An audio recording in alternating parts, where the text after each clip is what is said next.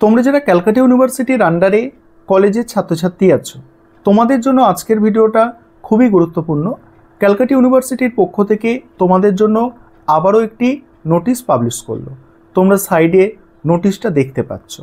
আজকের ভিডিওতে এই নোটিশের বিষয়বস্তু নিয়ে আলোচনা করব।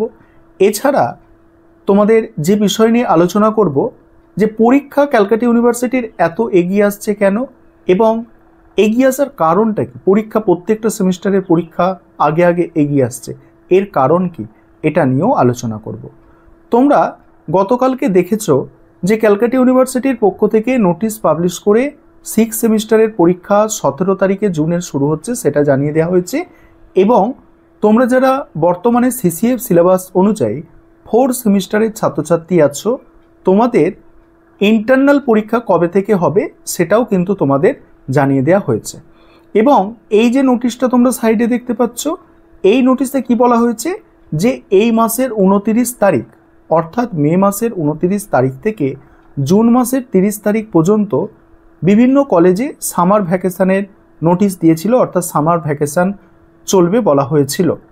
কিন্তু ক্যালকাটা ইউনিভার্সিটি এই নোটিশটা, যেটা তোমরা সাইডে দেখতে পাচ্ছ, এই নোটিশটা জারি করে কলেজগুলিকে সাজেশন দিয়েছে বা কলেজগুলিকে বলেছে, নির্দেশ দিয়েছে যে এই যে সামার ভ্যাকেশনের টাইম 29শে মে থেকে 30শে জুন পর্যন্ত, এই টাইমের মধ্যে যেন ক্লাস কন্টিনিউ করা হয়।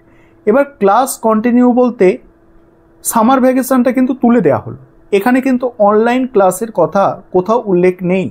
সেটা চাইলে হয়তো কলেজ অনলাইন ক্লাস করাতে পারে, সেটা আমার জানা নেই, আমি যেটুকু নোটিশে আছে সেটা তোমাদের বলছি। এবার কথা হচ্ছে এই ধরনের বিভিন্ন নোটিশ, পরীক্ষা এগিয়ে আসা, এর ফলে ছাত্রছাত্রীরা বিভিন্ন রকম সমস্যায় আছে। সেকেন্ড সেমিস্টারের ছাত্রছাত্রীদের একরকম সমস্যা, 4 সেমিস্টারের ছাত্রছাত্রীদের আরেক রকম সমস্যা এবং 6 সেমিস্টারের ছাত্রছাত্রীদের আরেক রকম সমস্যা।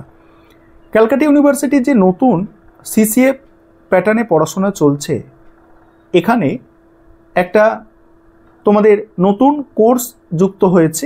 তোমরা জানো যে সামার ইন্টার্নশিপ, সামার ইন্টার্নশিপটা সেকেন্ড সেমিস্টার এবং 4 সেমিস্টার এবং 6 সেমিস্টারে করতে হয়। বিভিন্ন কলেজ কি করে, এটা সেকেন্ড সেমিস্টার বা 4 সেমিস্টারের মধ্যে কমপ্লিট করে।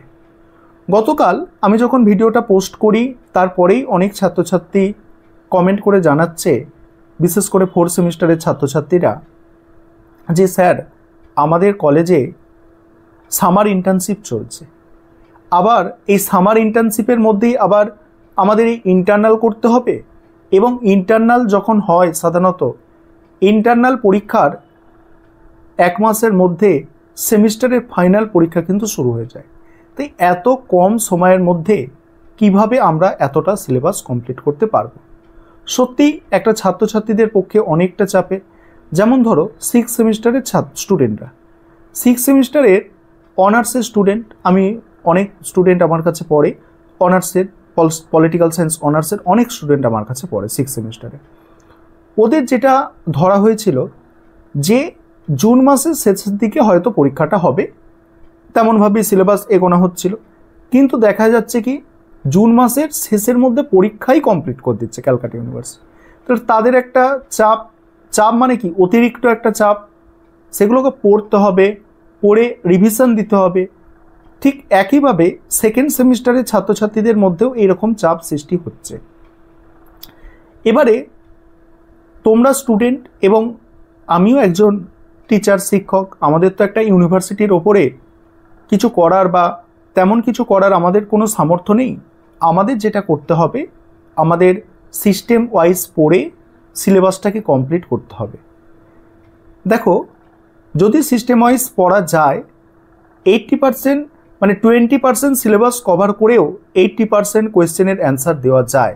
অর্থাৎ মোস্ট ইম্পর্টেন্ট বিষয়গুলো আমাদের আগে পড়তে হবে।